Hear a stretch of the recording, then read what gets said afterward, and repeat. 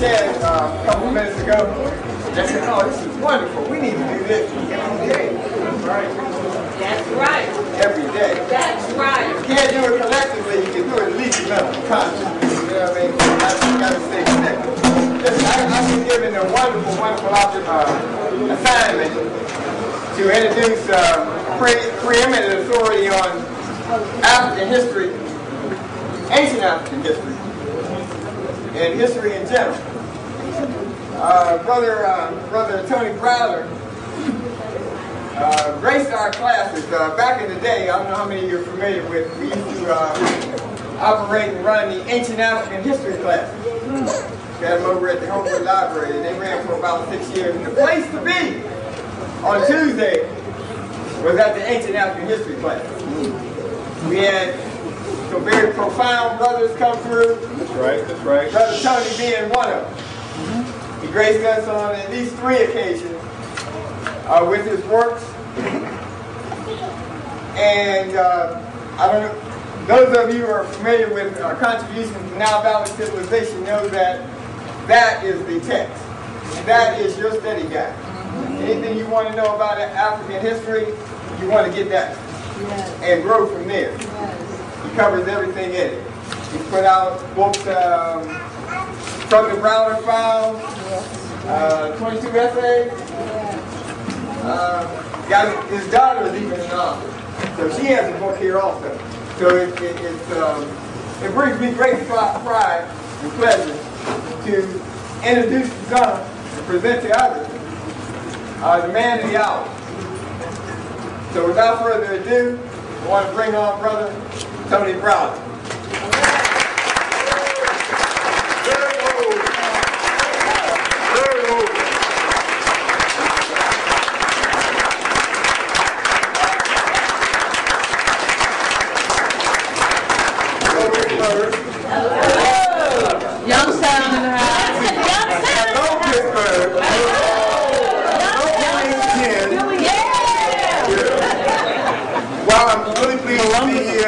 And to have the opportunity to share my information with you this evening.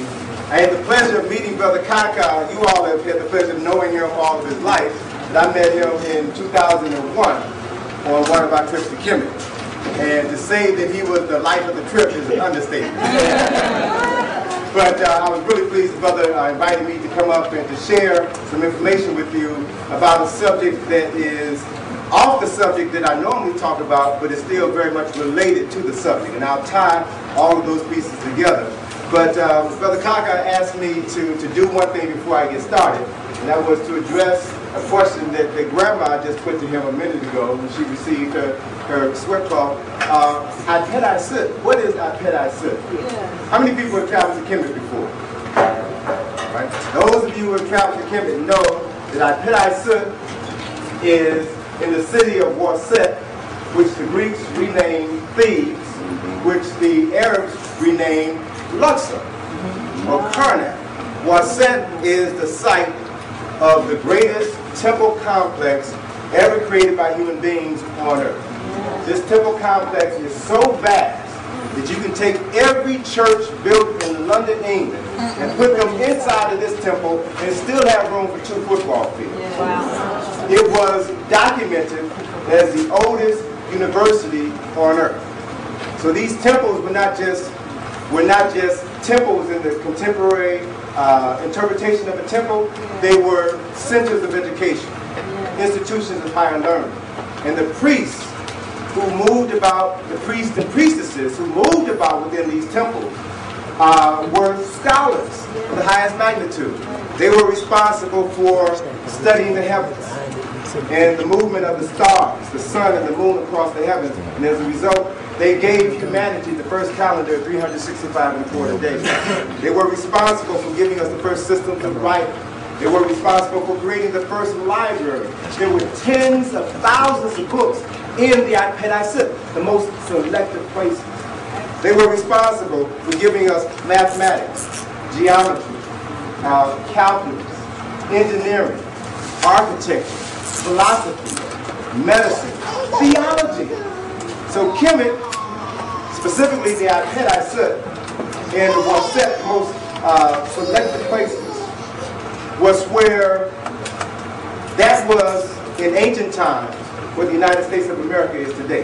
That was the place to be. And people came there from all over the world to get a piece of what Africans have been studying for thousands of years. See, the thing that makes Kemet so significant is that no nation in the annals of human history existed as long as Kemet existed. 3,000 years. 3,000 years of continuous existence. They've had a few minor periods of interruption, but 3,000 years. And so, you know, the United States of America is not even 250 years old. It's already on the decline. Absolutely. So if you can imagine just 1,000 years of scholarly research, what your contribution to humanity would be. Now magnify that 3 times, and you got Kemet. That's why we focus our attention on the Nile Valley.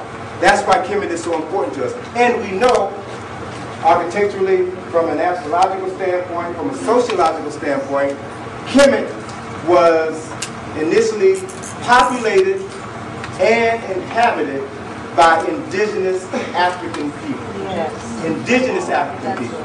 So this idea of saying that Egypt, when I was living in Chicago, I remember writing a report on Egypt and consulting the World Book Encyclopedia. And in the World Book Encyclopedia, they stated that the Egyptians, now this is a world-renowned authority, they stated that the Egyptians were a race of dark-skinned Caucasians. That's how they were classified, dark-skinned Caucasians. So in essence, what we're dealing with is the history, the culture, the philosophy, the contributions of African people in the Nile Valley has been usurped by conquerors. And the story was turned upside down. And then others used fragments of this information in order to elevate themselves falsely to the highest level of humanity.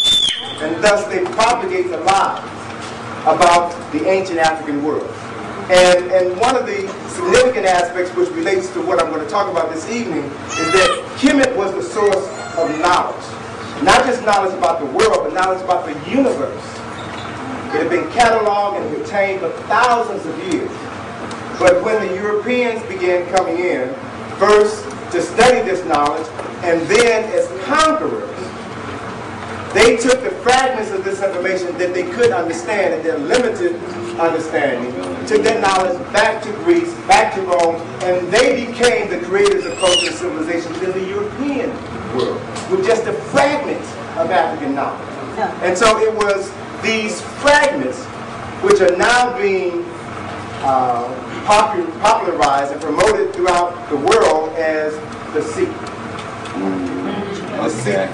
And so what I want to do with my background in ancient Kemetic history, what I want to do here with this presentation is to unlock the secrets of the secret, and specifically to look at the African roots of the secret.